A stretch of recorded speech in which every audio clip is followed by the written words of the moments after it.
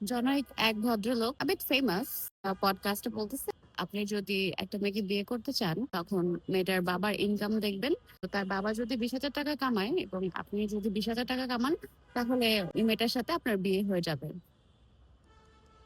কুণ্ডলি মিলায় ফেললেন, তাই না? দেখেন, এখন আর আগের যুগ নাই। মেয়েরা এখন জানে কিভাবে ওদের লাইফ সেট করতে হবে, কিভাবে একটা স্ট্যান্ডার্ড মেনটেন করতে হবে।